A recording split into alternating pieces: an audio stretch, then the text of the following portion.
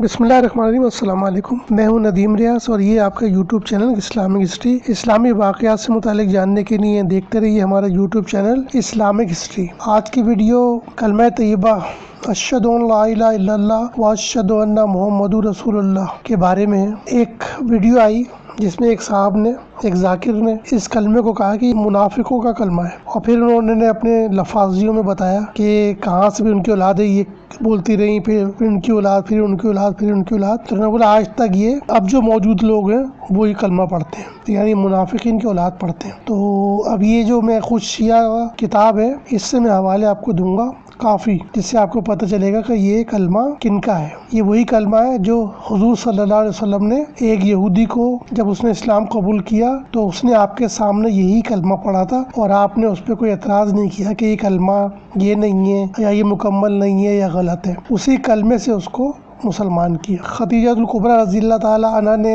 آپ جب گھر میں تشریف لائے تو فرمایا یہ نور کیسا ہے، تو آپ نے کہا یہ نور پیغمبری ہے۔ تو آپ نے حضرت خدیجہ رضی اللہ تعالیٰ عنہ سے کہا کہ پڑھو، پھر آپ نے یہی کلمہ بتایا جو اہل سنت کا کلمہ ہے کہ یہ پڑھو۔ اس کے بعد آتے ہیں ہم حضرت جعفر صادق رضی اللہ تعالیٰ عنہ کے بارے میں کہ آپ نے فرمایا کہ جو بھی انسان مر رہا ہوتا ہے تو اس کو آپ تلقین کرو کہ وہ یہی اہل سنت کا کلمہ پڑھیں، لا الہ الا اللہ محمد رسول اللہ۔ تو یہ جو کلمہ ہے بالکل صحیح کہا انہوں نے کہ ہمارے آباء و اجداد کا کلمہ ہی ہے، لیکن نام انہوں نے منافق کا لے لیا۔ تو ہو سکتا ہے ان کے لیے تو منافق ہی ہے نا، کیونکہ وہ تو ہمیں منافق ہی کہیں گے۔ جیسے کفار قریش تھے، وہ مسلمانوں کو یہی کہا کرتے تھے کہ یہ کون سا دین لے آئے جو ہمارے باپ دادوں کو برا کہتے ہیں، تو وہ اپنے دین کو اچھا کہتے تھے اور رسول اللہ صلی اللہ علیہ وسلم کے دین کو اور مسلمانوں کے دین کو غلط کہتے تھے۔ تو اگر یہ ذاکر یہ کہتا ہے کہ ہم لوگ منافق ہیں تو بالکل ان کے نقش قدم پہ چل رہا ہے نا، یہ بھی تو ہمیں منافق کہتا ہے، ورنہ ہم تو وہی کلمہ پڑھتے ہیں جو رسول اللہ صلی اللہ علیہ وسلم کا کلمہ تھا، جو صحابہ کرام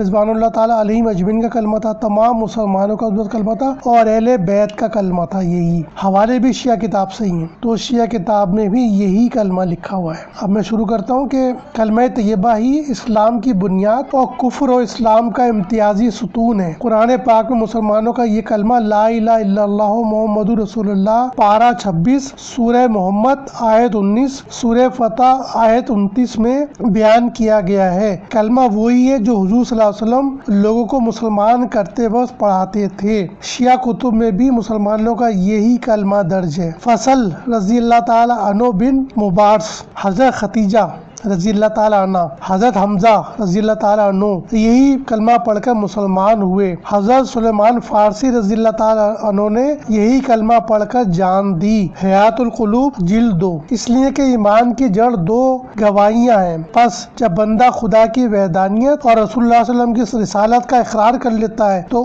اس نے سارے ایمان کا اقرار کر لیا۔ من لا حضرت الفقی، اس سے پتہ چلا کہ جملہ ایمان توحید اور رسالت ہے، اور ہمارا کلمہ لا الہ الا اللہ محمد رسول اللہ میں یہ دونوں جز شامل ہیں۔ حضرت جعفر صادق نے فرمایا مرنے والوں کو لا الہ الا اللہ محمد رسول اللہ یعنی اہل سنت کی کلمے کی تلقین کیا کرو۔ من لا حضرت الفقہ صفحہ 20 جلد 1۔ رسول اللہ صلی اللہ علیہ وسلم نے فرمایا 4 چیزیں جس شخص میں ہوں خدا تعالیٰ اس کو اپنے نور میں جگہ دے گا۔ پہلا شخص جس کا کلمہ لا الہ الا اللہ محمد رسول اللہ ہوگا۔ تمام نبیوں فرشتوں کا کلمہ اہل سنت والا کلمہ لا الہ الا اللہ محمد رسول اللہ ہی ہے۔ خدا تعالیٰ کے کسی فرشتے اور نبی جن و انس نے عبادت نہیں کی مگر لا الہ الا اللہ محمد رسول اللہ یعنی اہل سنت کی کلمے کی گواہی دینے سے۔ براق کی پیشانی پر کلمہ لا الہ الا اللہ محمد رسول اللہ لکھا ہوگا۔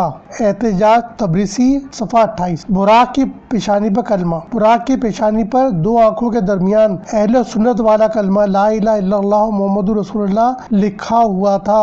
احتجاج تبریسی صفحہ 28۔ جب آپ صلی اللہ علیہ وسلم سنگریزوں کو ہاتھ میں اٹھا لیتے ہیں تو ان سنگریزوں سے آواز کلمہ توحید اور نبوت کی اس طرح آتی ہے کہ ہر سنگریزہ سنی والا کلمہ کہتا ہے۔ تاریخ الائمہ، رسول اللہ صلی اللہ علیہ وسلم کو اس کلمے کی تبلیغ کا حکم دیا گیا، بس خدا تعالیٰ نے وہی فرمائی کہ محمد صلی اللہ علیہ وسلم لوگوں کی طرف تشریف لے جائیں اور ان کو حکم فرمائیں کہ اہل سنت والا کلمہ لا الہ الا اللہ محمد رسول اللہ پڑھیں۔ حیات القلوب جلد 2 صفحہ 3۔ خدا تعالیٰ نے قلم سے فرمایا میری توحید لکھ، بس قلم 1000 سال تک بے ہوش رہی۔ خدا کے کلام سننے کی وجہ سے جب ہوش میں آئی تو عرض کیا کہ کیا لکھوں؟ فرمایا لکھ اہل سنت والا کلمہ لا الہ الا اللہ محمد رسول اللہ۔ حیات القلوب جلد 2 صفحہ 8۔ پیغمبری مہر نبوت جو کہ حضور صلی اللہ علیہ وسلم کے 2 کندھوں کے درمیان میں ہے، 2 سطریں تھیں، پہلی سطر پر لا الہ الا اللہ، دوسری سطر پر محمد رسول اللہ لکھا تھا۔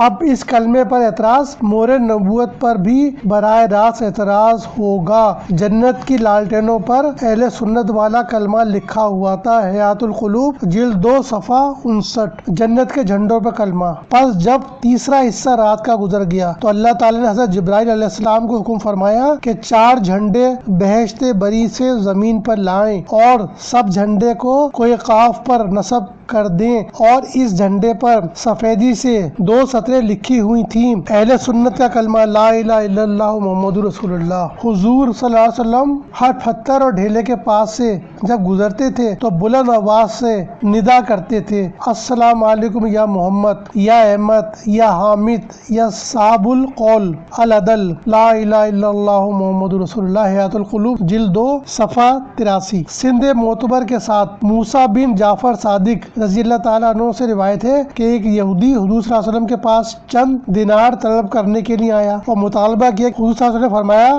میرے پاس نہیں ہے۔ یہودی نے کہا جب تک نہ لوں گا جدا نہ ہوں گا۔ آپ نے فرمایا بیٹھ جاؤ۔ آقا صلی اللہ علیہ وسلم بھی اس کے ساتھ بیٹھ گئے حتیٰ کہ ظہر، عصر، مغرب، عشاء اور صبح وہاں رہ گئے۔ حضور صلی اللہ علیہ وسلم کے اصحاب نے اس یہودی پر ناراضگی کا اظہار کیا۔ پس حضور صلی اللہ علیہ وسلم نے فرمایا کیا بات ہے؟ صحابہ کرام رضوان اللہ علیہ اجمعین نے عرض کیا یا رسول اللہ صلی اللہ علیہ وسلم یہودی نے آپ کو بند کر دیا ہے اور چھوڑتا ہی نہیں۔ آپ نے فرمایا اللہ تعالیٰ نے مجھے ظلم کرنے کے لیے نہیں بھیجا۔ یہودی نے حضور صلی اللہ علیہ وسلم کے اخلاق عالیہ کو دیکھ کر کلمہ اہل سنت والا پڑھ لیا۔ حیات القلوب جلد 2 صفحہ 120۔ اس حیات القلوب جلد 2 صفحہ 120 میں نمازوں کا جو ذکر ہے ظہر، عصر، مغرب، عشاء اور پھر فجر ہے صبح کا دیا ہوا، تو یہ کوئی 3 نمازیں نہیں ہیں اکٹھی، 5 کا انہوں نے الگ الگ ذکر کیا ہے۔ اس کا مطلب یہ ہے کہ اس شیعہ کتاب میں بھی 5 نمازوں کا 5 وقتوں کا ہی ذکر ہے۔ سند معتبر کے ساتھ ابن عباس رضی اللہ تعالیٰ عنہ سے منقول ہے کہ 40 یہودی مدینے میں آئے اور کہا کہ ہم اس دروغ گو